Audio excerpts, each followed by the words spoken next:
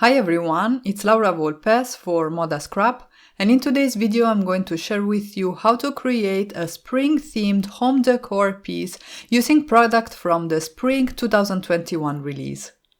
For the focal point of my home decor piece, I'm going to use the honey jar dies, and I started by die cutting two sizes of this jar shape out of some watercolor cardstock, and I'm going to add some color with distress inks.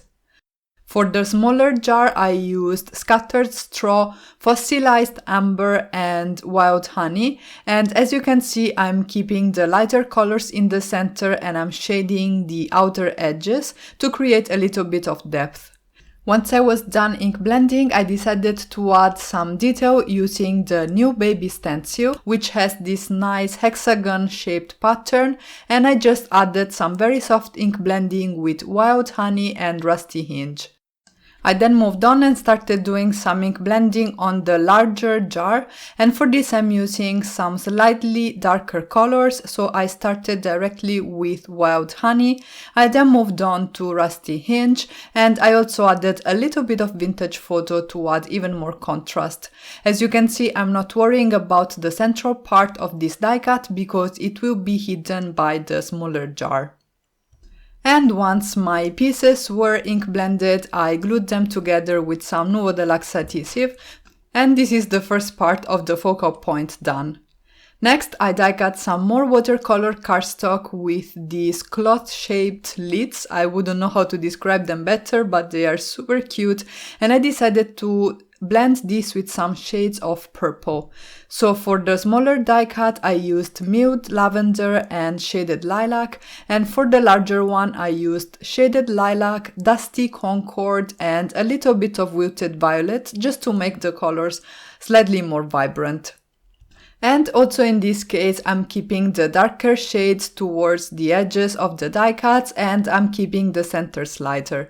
I then die cut the string and the ribbon that I'm going to use on my jar, and I ink blended those with cracked pistachio and a little bit of peacock feathers, and I'm layering them together to create sort of an intermediate shade that I thought went nicely with my color palette, and then I went ahead and adhered everything.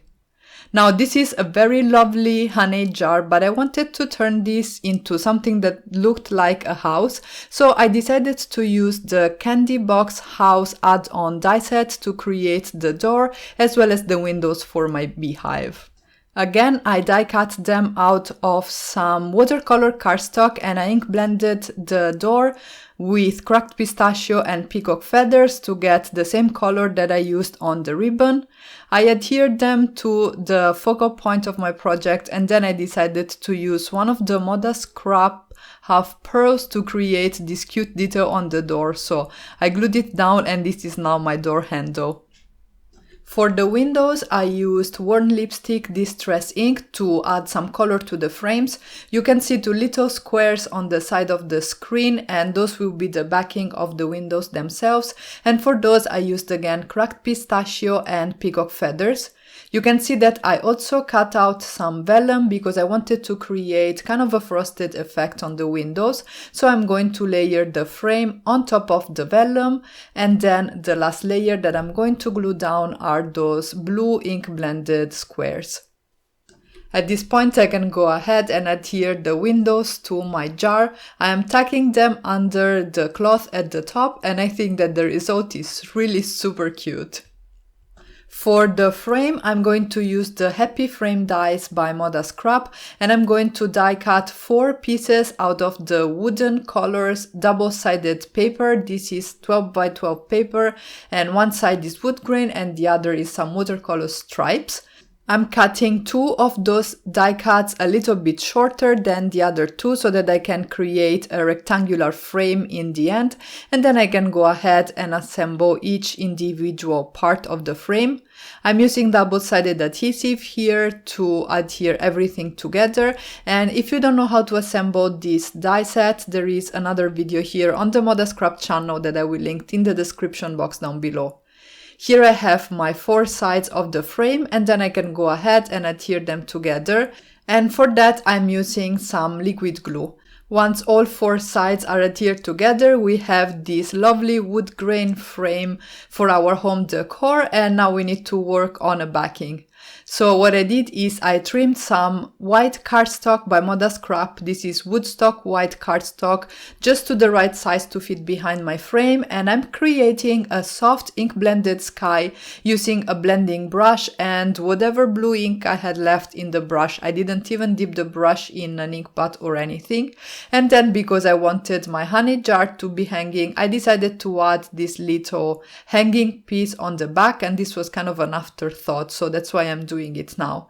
Instead of using thread, I decided to use this black copper wire by ModaScrap, which is very thin, so it doesn't add a lot of dimension, but it's very easy to handle because you can bend it and you can handle it without being too frustrated. I don't know about you, but I often struggle with embroidery floss, so this was a very good solution. I am making sure that it's nice and tense, and I'm just securing it at the back of my background here with some washi tape. I am going to adhere this with a double-sided adhesive sheet of foam so that I have some dimension on my project, and I'm trying to have it as centered as possible. I decorated the scene even more with those bees from the Save the Bees die cuts by ModaScrap, and then I moved on to the greeting. I combined the welcome and the be happy stamp sets to create the greeting welcome to our hive, which I think is super adorable. I was very excited about this project and I love the way it turned out. I think it's just the perfect decor for your hallway or the, entry room of your house. I actually hung this next to our door. One last decoration with one of the hearts from the Save the Bees die cut set, and that finished off my project for today.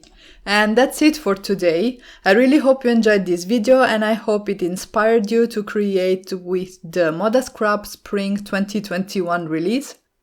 If you haven't already, make sure to subscribe for more inspiration, and as always, thank you all so much for stopping by and have a great day.